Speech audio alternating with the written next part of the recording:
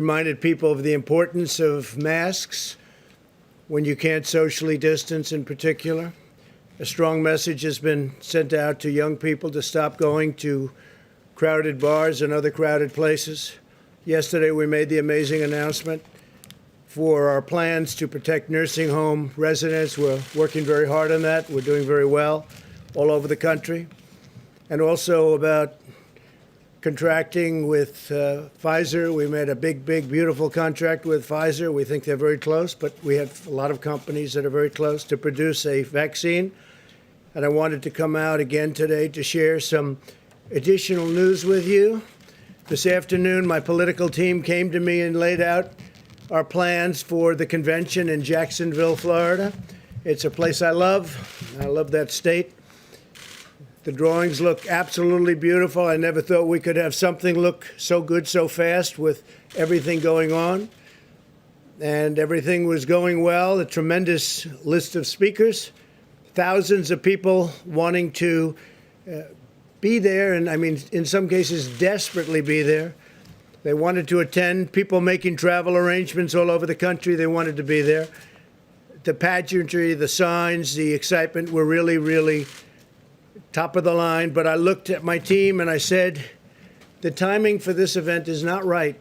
It's just not right with what's happened recently, the flare-up in Florida. To have a big convention, it's not the right time. It's really something that, for me, I have to protect the American people. That's what I've always done. That's what I always will do. That's what I'm about. They said, sir, we can make this work very easily. We have great enthusiasm, incredible enthusiasm. Even the polls say about the most enthusiasm they've seen. We can do this safely and we can do it responsibly. And I said, there's nothing more important in our country than keeping our people safe, whether that's from the China virus or the radical left mob that you see in Portland, where I want to thank Homeland Security and others and law enforcement for doing a fantastic job over the last few days. They went in and people were out of control for 51 days, a long time. And Homeland Security and other law enforcement with us went in, and they've done a great job in protecting our property, federal courthouse and other property, and most importantly, protecting our people. Or the senseless violence that you see in Chicago or New York or Detroit, a lot of other cities where so many people are shot and so many people are killed. And people elected me to help and to protect. So I told my team it's time to cancel the Jacksonville, Florida component of the GOP convention. Will be starting in North Carolina for the Monday, as has always been planned. We were never taking that off. That's remaining as it is. The delegates are going to get together. That's where they do their nomination. So the delegates are going to North Carolina, and they'll be doing the nomination. And we're going to do some other things with tele-rallies and online the week that we're discussing, which will be really good. I think we're going to do it well. And I'll still do a convention speech in a different form, but we won't do a big, crowded convention per se. It's just not the right time for that. I care deeply about the people of Florida and everywhere else, frankly, in this country and even in the world, who would be coming into the state, and I don't want to do anything to upset it. They'll be doing very well very shortly. We're going to put some maps up of the country behind me, and you'll see that the area that we're talking about is a hot spot. You'll also see a lot of the country has no problem whatsoever, most of the country, actually. So I'm always going to take care of you, so that's the way we're going to do it. I've spoken to Governor DeSantis and informed other political leaders. I want to thank the Jacksonville community and its great mayor. He's a great guy, really great guy. They wanted it so badly. And all of the other political representatives in Jacksonville and in Florida, and just very special people, a very special group. And they were there for us 100%. Today, I want to provide an update on the actions we're taking to support the safe reopening of America's schools. Parents around the world who have had their children home for the last few months have a greater appreciation for the fact that teachers are essential workers, that they're essential to our children's future. Our goal is to protect our teachers and students from the China virus while ensuring that families with high risk factors can continue to participate from home. Very important. The American Academy of Pediatrics has released guidance recommending that schools reopen. It said, quote, lengthy time away from school and associated interruption of supportive services often results in a social isolation, making it difficult for schools to identify and address important learning deficits, as well as child and adolescent physical and sexual abuse, substance abuse, depression, and suicidal ideation. This, in turn, places children and adolescents at considerable risk of morbidity and, of some cases, mortality. Beyond the educational impact and social impact of school closures, there's been a substantial impact on food security and physical activity for children and for families. So that's very important. And there's a highway, it goes both ways. The National Education Association recently stated, despite the momentous efforts of educators during the pandemic, online learning has never been an effective replacement for in-person learning and support. Being at the school, being on the campus is very, very important. One study estimates that due to school closures last spring, the average student will begin this school year roughly 35% behind in reading compared to the typical year, and more than 50% behind in math. That's a big statement. According to McKinsey & Company, learning loss will probably be greatest among low-income Black and Hispanic students. They're the ones that are hit the hardest. We don't want that happening. 30 million American students rely on schools for free and reduced meals. Over 70% of the students who receive mental health services do so through their schools. According to HHS, 1 in 5 reports allegedly having to do with child abuse.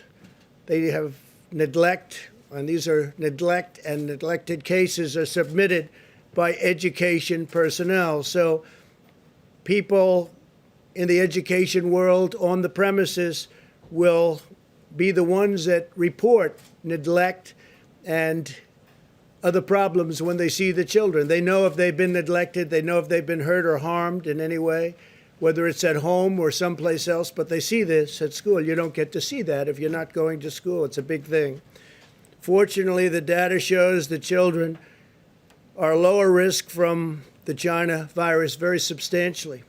When children do contact the virus, they often have only very mild symptoms or none at all. And medical complications are exceedingly rare. Those that do face complications often have underlying medical conditions. 99% of all China virus hospitalizations are adults, and 99.96% of all fatalities are adults. That means that children are a tiny percentage, less than 1%, and even a small percentage of 1%. In a typical year, the flu results in more deaths of those under 18 in the United States than have been lost thus far to the coronavirus. Many different names, many different names. The life of every child is sacred and must be protected. Our sole focus is the health and well-being of America's children. I have a very, very special person who loves children, who's I think one of the greatest athletes of all time. A lot of people say the greatest pitcher of all time. Known as a relief pitcher, could have been whatever he wanted. Some people, he is the greatest reliever of all time by far, substantially more saves than anybody else. In fact, he got the Presidential Medal of Freedom recently. And I'm reading off these stats. I knew he was the best. I knew he was great, but I didn't know it was almost double anybody else. But he's a man who loves children, has children, loves children. works hard with children. We're going to go outside and be with some little leaguers. Mariano Rivera, you know, he's the Sandman, right? My wife said, darling, why do they call him the Sandman? I said, you know, they play the song. He just puts the batters to sleep. And that's exactly what happened. So having Mariano here is a great honor. Thank you very much. He was talking about children in schools. And there's nobody that's done more than you have. Thank you very much, Mariano. Fantastic man. Given these considerations, we believe many school districts can now reopen safely, provided they implement mitigation measures and health protocols to protect families, protect teachers, and to protect students. And we do have to protect the teachers and the families also. We have to remember that all families should be empowered to make the decision that is right for their own circumstance. This is especially important if a child has underlying health conditions or lives with a parent or grandparent who's at higher risk. In cities or states that are current hotspots, and you'll see that in the map behind me, districts may need to delay reopening for a few weeks, and that's possible. That'll be up to governors. The decision should be made based on the data and the facts on the grounds in each community, but every district should be actively making preparations to open. Again, the children obviously have a very strong immune system, maybe even as strong as yours.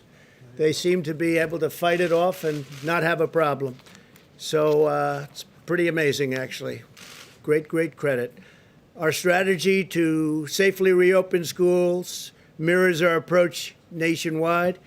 As we race toward the completion of a vaccine and therapeutics, the responsible path is to shelter those at highest risk while allowing those at lower risk, much lower in the case of young children, to resume work at school, and as long as everyone practices vigilant hygiene and social distancing. We want that.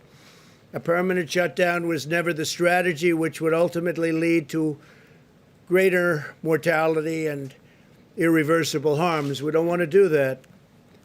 At the same time, we have to get our economy going. We had tremendous numbers issued yesterday. Housing prices, pricing of housing up 21%. It's the highest in history. It's the highest number in history. Real estate housing went up 21%. Today, the CDC will provide additional guidance for how schools can reopen safely. I hope that local leaders put the full health and well-being of their students first and make the right decision for children, parents, teachers, and not make political decisions. This isn't about politics. It's about something very, very important. This is not about politics.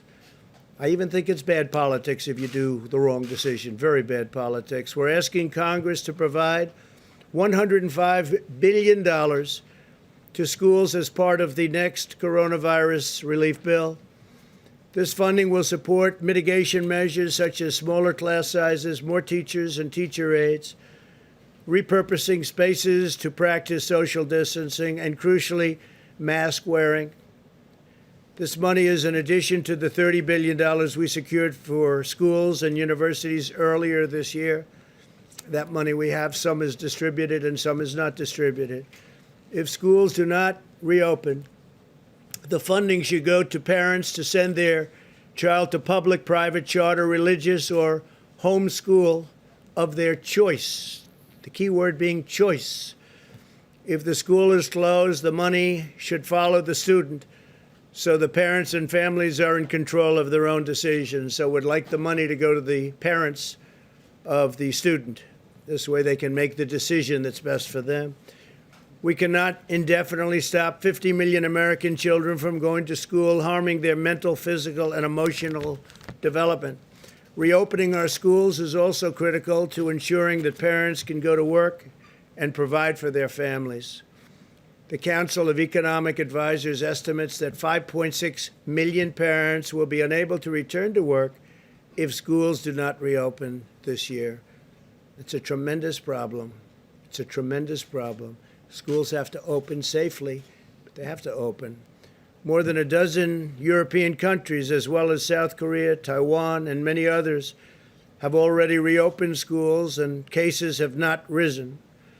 We can achieve the same goal if we unite together, follow the best medical practices, and apply common sense. We'll continue to support states and cities in the current hotspots in the South, Southwest, and West. The governors, I know them all. They're all very, very capable. They're doing a very good job. They're working so hard. You wouldn't even believe it.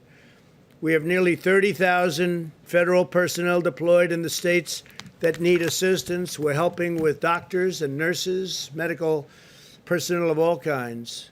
As a PPE update, we're in close communication with governors and states. We have supplies, everything they could possibly need. We're very strong on supplies. Remember, I used to say the cupboards were bare. Well, now the cupboards are the opposite. Due to our historic efforts to increase both the national stockpile and the state stockpiles, the vast majority of the states have 60 days' worth of supplies on hand. And most importantly, they have ventilators, because the ventilators are very, very hard to come by, at least in the past. Now we're making thousands of ventilators a month and supplying them in many cases to other countries. For states that are making requests, we're rapidly delivering. In the last 24 hours, FEMA has deployed more than 1.5 million masks upon request, 1.7 million gowns, and 600,000 well, let me change that. We've created about 600,000 different supplies. We have 600 ventilators to Arizona, North Carolina, Pennsylvania, Colorado, Idaho, and Washington. I think the number is 600. We'll go check that, and we'll give it to you in a little while. But we've got a stockpile of thousands of ventilators. I think we've sent out about 600 just recently. The United States has now conducted more than 51 million tests, which is more than any other country in the world by far. Roughly half of the tests are either the rapid point of care tests, which frankly solves a lot of problem and delay, 5 to 15 minutes instead of waiting for service both ways in both directions and then at the lab. But roughly half of them now, which is a tremendous increase, are 5 to 15-minute tests, or tests done in a hospital where you get the results back in less than a day, in some cases immediately. We're continuing to surge testing to current hotspots such as Miami and Phoenix to detect those with the virus and take steps to stop from spreading it further. There's a copy of the map, and this is, you have it right behind me. That's really very much indicating where the problems are. You see from that, it's in great shape, lots of it. The Northeast has become very clean. The country is in very good shape, other than if you look south and west, some problems. That'll all work out. On therapies, we've worked with Florida to ensure that over 40,000 vials of remdesivir are arriving this week. It's a lot. That's a lot. They're working round the clock to make it. It's had a tremendous impact. We've also shipped thousands of vials to Arizona, California, and Texas over the past 2 weeks. Arizona's doing very well. It's heading down. The numbers are heading down, I think, very quickly. Governor's done a great job. They've all done a great job. They've all done a great job, working hard. We'll continue to monitor the areas rising and with respect to cases, and we ask all Americans to exercise vigilance, practice social distancing, wear a mask, do whatever is necessary so we get rid of this horrible situation, this horrible disease that was sent to us by China. It should not have been sent. They should have stopped it. They could have stopped it. They didn't. And the entire world has gotten infected. And a lot of countries are going through a lot right now. This morning I spoke with President Putin of Russia, and they're going through a very hard time with this, in Moscow in particular. I spoke to the Crown Prince, Saudi Arabia. They're doing well, but they're going through a lot. Everybody's going through a lot. Yesterday I spoke to the heads of 4 different countries. All 4 are going through a lot, going through a hard time. This could have been stopped. It could have been stopped quickly and easily, but for some reason it wasn't. And we'll figure out what that reason was. So with that, if you have any questions, please. On the convention, were you simply not convinced that you could keep people safe at the convention? I just felt it was wrong, Steve, to have people going to what turned out to be a hot spot. You know, when we chose it, it was not at all hot. It was free. And all of a sudden it happened quickly. It happens quickly. And it goes away, and it goes away quickly. The key is we wanted to go away without a lot of death, without a lot of problems. And we're learning so much about the disease. That's why we're very cognizant of nursing homes. We're watching them very carefully. And people over a certain age, and especially people over a certain age with diabetes or heart disease in particular, but with a problem. So we didn't want to take any chances. So we had a lot of people. We have the delegates want to be there. We're going to do a fairly reasonably quick meeting in North Carolina. The nomination will be produced. And then we'll announce what we're doing, how we're doing it, whether it's something that's done online, I guess you could call it, online. So there can be nothing like our last convention. Unfortunately, that was a great convention and in a great place, as you know. We had a great time in Cleveland. But it's a different world, and it will be for a little while. We want to get the world back to what it was, and I think we'll have that, including great job numbers, including so many things that are happening so positive. I have to say the stock market is close to records. For NASDAQ, it is a record. It's already exceeded its highest numbers. But we want to get our country back to what it was. So would your acceptance speech be from the White House, or are you worried? We haven't set that yet, Steve. We'll have that. We'll probably announce that over the next few days. Are you worried this might dampen enthusiasm for you? Look, we've done a great job. We built the greatest economy in the world. Nobody close. Not China, not anybody.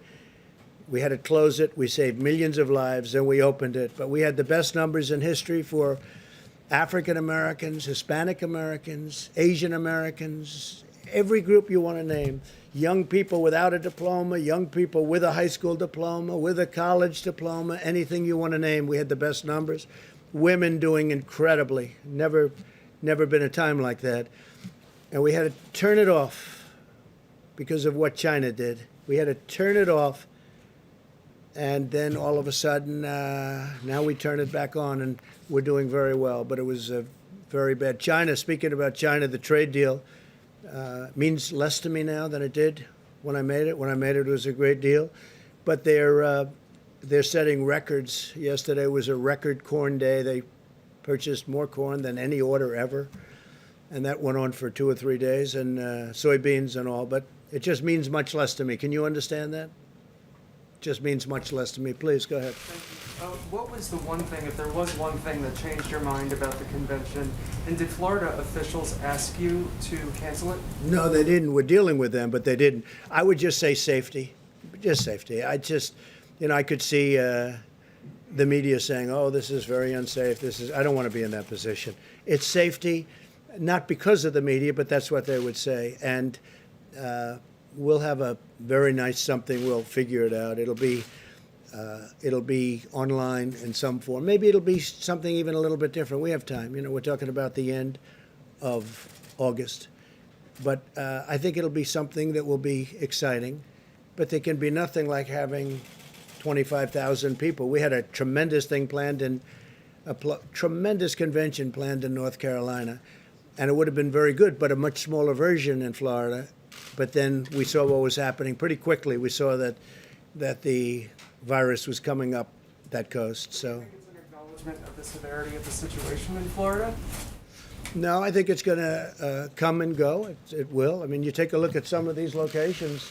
We're heavily infected. I mean, to a point where Deborah and I were talking that, you know, when you look at what happened in New York and what happened in New Jersey and other places, and now you're looking and it's gone. Hope it stays gone. I think it will. But we have to be vigilant. We have to be careful, and we also have to set an example. I think setting the example is very important. It's hard for us to say we're going to have a lot of people packed in a room and then other people shouldn't do it.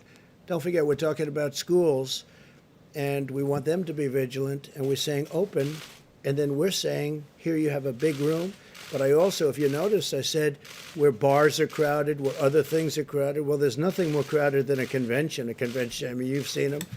And even though you try and keep people away from each other, it's just not that kind of a thing. They probably can't do that. It just doesn't work for them. So it's a very hard. So I think we're setting an example by doing it. It's very important. Yeah, John. Mr. President, if I could come back to school openings. You talked about money that Congress is looking at to help schools who want to reopen. If a school wants to reopen but is concerned about testing, would you consider directing some of that money toward testing for either a Yeah. school district or even individual schools, if that's what it took to open the schools? Yeah, I think so. I mean, a lot of people feel differently about testing. We talk about it a lot. When we have 50 million tests plus, and we broke the 50 million test mark. Second in the world is India, which has 1.4 billion people, and they had 12 million tests. And other countries that are very big had 2 million tests. And some countries essentially only test if you're sick and walk into a hospital or walk into a doctor's office or you're literally really sick. They essentially don't do tests unless you're sick. And I understand that too. So, yeah, if they feel that that's what they want, that would be fine. You would tell Congress, you would encourage Congress to pay for testing for school I would if they want. Again, we've done 50 million tests. There's nobody even close in the whole world.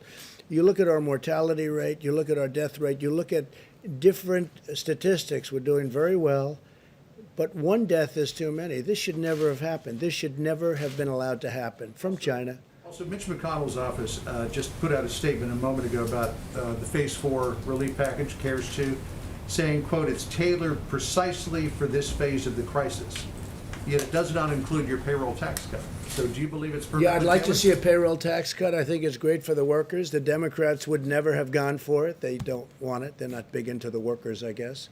And based on that, I told them last night, I told the Republicans who have been working very hard on this, I'll tell you, and they want what's right for the country. And hopefully the Democrats ultimately will. But I said, I think a payroll tax would be good, but you're not going to get it from the Democrats. We need their votes, as you know. It's not like, we have a majority, but it's not enough that's why I guess we have an election coming up. So you still need Democrat votes, and we're not going to get the Democrat votes on that. So I'd like to see it. I think it would be very good for the workers. But if we're not going to get their votes, I guess we have to go on to the next thing. A payroll tax cut would have been very good. And maybe something happens. Yes, please. You talk about setting an example on Jacksonville, but I just wonder, some people are going to take away from this the lesson that you're pushing too far, too fast. It seemed for a while the numbers were going up in Jacksonville and you were going to have a problem there. This comes up at a time you're pushing for schools to reopen. You have the opening of the Major League Baseball season. Isn't the example of Jacksonville that we're pushing too fast? Well, baseball, as an example, we were discussing it a little while ago. You're going to be at an empty stadium. I've agreed. Randy Levine's a great friend of mine from the Yankees. He asked me to throw out the first pitch, and I think I'm doing that on August 15th at Yankee Stadium. And I say, how's the crowd going to be? And, it's like you don't have a crowd. There is no such thing. It's going to be interesting, Mariano. He's not used to that. I've been at many games. He walks in, the place goes crazy. I think it'd be just as good without the crowd. You were just born with it, Some people are born with it. I don't know if this is only for the baseball players, but I've never seen a pitcher throw a ball where so many bats were broken as Mariano. He's got the all-time record. I said, how do you do that? He said, parents. Great parents, when you get right down to it, right? How do you do that? It's called parents. I just to finish, I think that we have to all set examples. I think Major League Baseball is setting an example by playing to empty stadiums, and so are other sports. You see that. Now, then they'll allow a certain number in. I see golf is now soon will be allowing people to come in percentages, and all of a sudden we want to get back to normal. The key is to get back to normal because nobody wants to see this. But I think it's really good that baseball's opening. It looks like football's opening. It looks like sports are opening. It's a tremendous thing psychologically for our country. And we're all with it. We're going to see right now some beautiful young little leaguers outside with a great future ahead of them. They're already practicing on the front lawn of the White House, and we're going to go out and say hello to them, and it'll be really great. Okay, how about one more? Yeah, please, go ahead. President Trump, the Washington Post earlier today reported that one thing holding up the GOP coronavirus bill is the White House asking that it include language regarding the FBI building in downtown Washington, D.C. Is that true? I don't know that they're putting it in this bill, but I know they want to have a new FBI building. This one is very old, and it's really was never built to a very high standard, as you probably have heard, and it's got a lot of danger involved, and panels falling off the outside and pieces of concrete falling off the building. And they want to build it at the site that they have it. They had options very far away from Washington. And I said to them, frankly, you have to be near the Justice Department. There's nothing better than the site. The site they have now is better. But they were looking at sites in Maryland and Virginia and different places, but they would have been too far away. So I have been encouraging them to build it, and if you have a choice. You can renovate the existing building, but it's not a good building, or you could take it down and build a great building for the FBI for 100 years and have it be incredible, even with tracks on top. They're talking about, we have, because FBI people like to work out a lot, and you could have literally quarter-mile tracks on top. It's a very big site, very wide site. So I think the best idea would be to build a new building, and that way you have it for a long time. Renovation can never be as good as a new building in that case. I know they're talking about it. Whether